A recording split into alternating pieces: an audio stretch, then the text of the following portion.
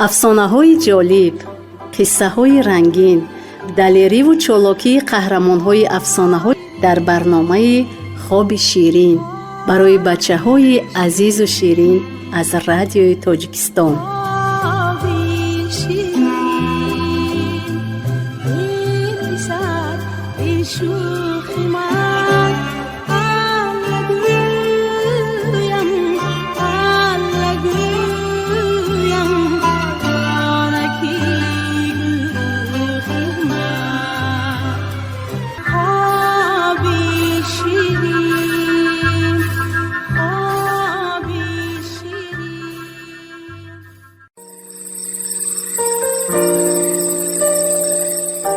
سلام نبیرهای بیبی. انا باز وقتی افسانه خوانی رسید. این دفعه من به شما از افسانه های خلق تاجیک افسانه خیلی زیبایی موموخال بیکه رو میخونم. بود نبود یک پادشاه بود. 3 پسر داشت پادشاه.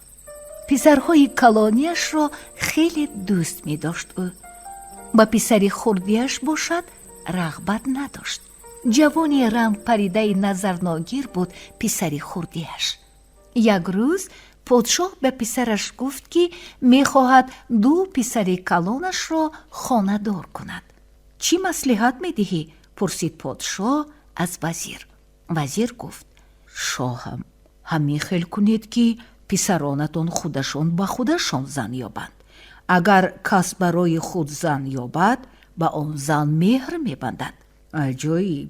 برای چی؟ پرسید پادشاه. برای آن که زنی با غیرت خود یافتگیشان یک عمر به نظرشان شیرین میتابد.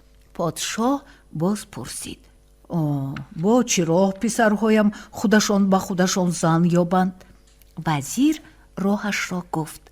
پادشاه گپی وزیر را گرفته به دست پسرهای کلانیش 1 تاگی کمان و 1 تاگی تیر داده گفت با کجا دلتان خواهد به همان طرف پرانید.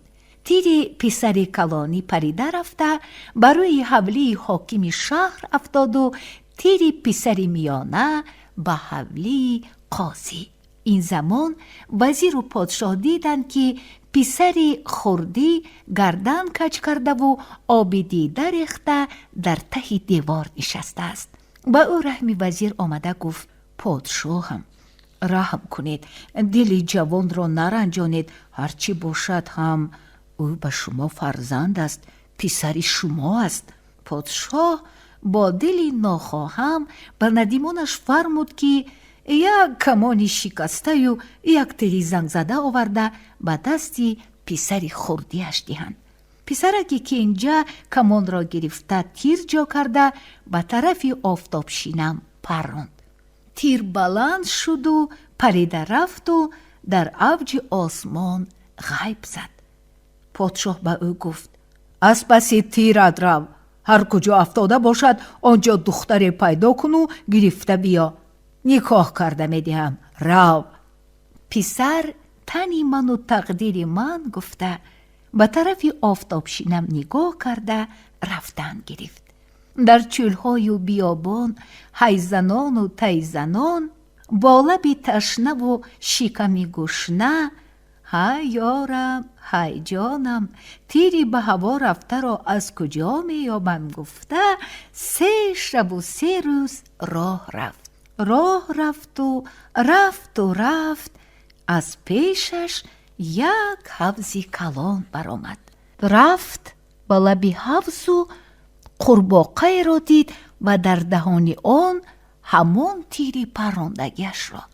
زیق شد به حدی که از چشمانش قطره های اشک ریختند.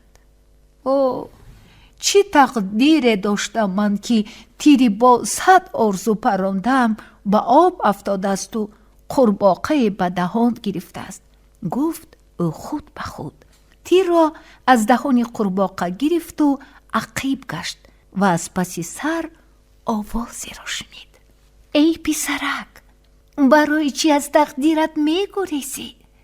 گشته نگاه کرد، کسی را ندیده حیران موند. باز صدا برآمد. حیران مشو، مرا با خود بر. تو تقدیر من تقدیر تو. ذهن مونده گوش کرد که قورباغه گپ میزند. قورباغه وق وق، اگر تو تقدیری من باشی و من تقدیری تو، مجبورم که تو را با خود برم. گفته قورباغه سرد و تر را برداشته با بغلش انداخت و سوی وطنش راه گرفت. او را در راه بمانیم و از پسران کلانی پادشاه گپ زنیم. پادشاه از آن که تیر پسران کلانش به حوله خاندانهای با آبرو حاکم و قاضی افتاد، خرسند شده خواستگار فرستاد. حاکم و قاضی خواستگاران پادشاه را با ممنونیت استقبال کرده، از آن که دخترانشان را به پسران پادشاه می‌دهند خرسندی کردند. بعد توی و تماشا شد.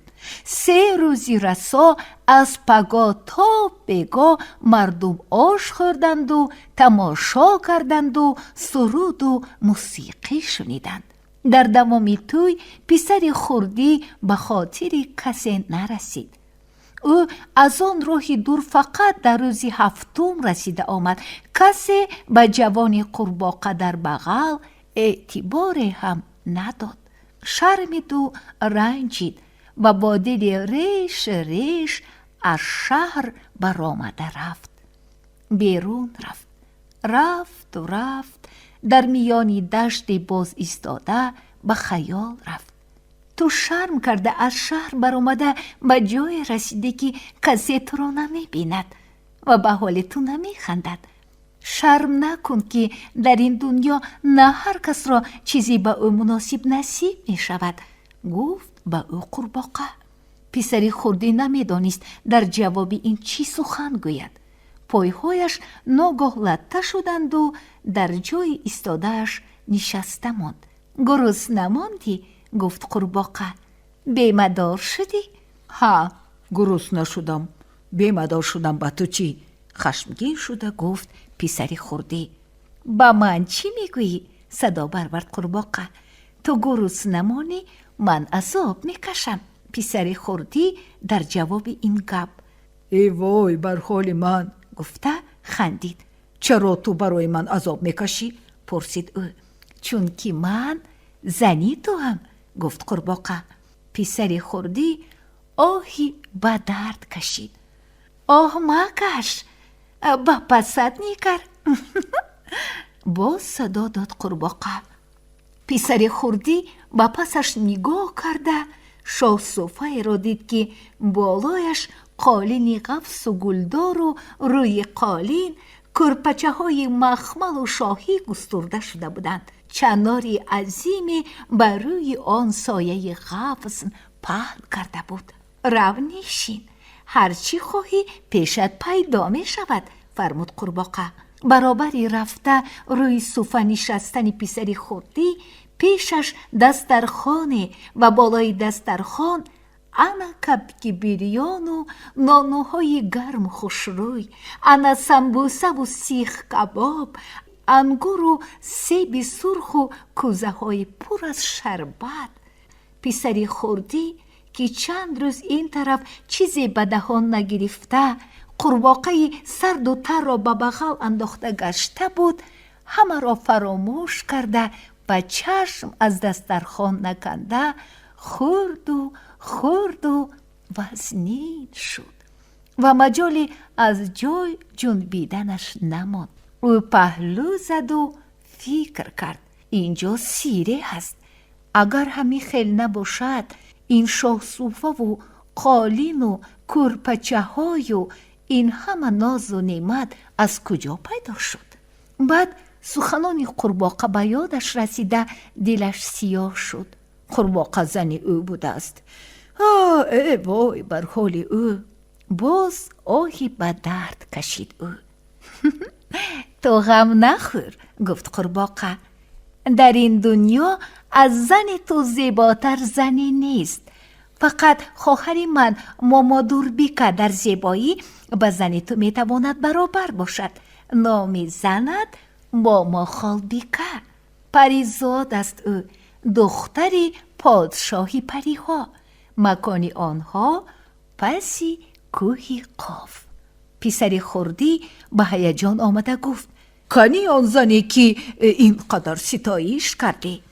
صبر کن بی‌طاقت نشو، گفت قورباغه. اول منزل آباد کن تا که زن پناهگاهی داشته باشد. زندار شدن میخواهی و فکر نمی کنی که برای هر خاندان جاه و جلال در کار. این گپ حق است و راست، گفت پسر خردی، لیکن در بیابان بی آب و بی گیاه کس چطور میتواند جاه و جلال بنیاد کند؟ قورباغه گفت با طرف چپ دیگر در پسی آن کوه که میبینی دهه‌ای هست. برو به آن جای، مردان دهه را جمع کن و به اینجا دعوت کن و همراهی آنها قصری را بساز. فکر کرده ماندی، پروا نکن، همه‌شان حق زحمتشان را 2-3 مراتب زیادتر میگیرند. پسر خردی دیگر چیزی نگفته به سوی کوه رفت و مردان زیادی را گرفته آمد که هر چیزی که برای ساختمان لازم است مهیاست. به اینها راه بر شو، حرکت کن که قصر تو از قصر پدرت بهتر باشد، فرمود به او قورباغه. خورترکانی عزیز، شما حالا قسم اولی افسانه ماما خالبیکه را شنیدید. شما ادامه این افسانه را پگاه در همین وقت و ساعت میشنوید.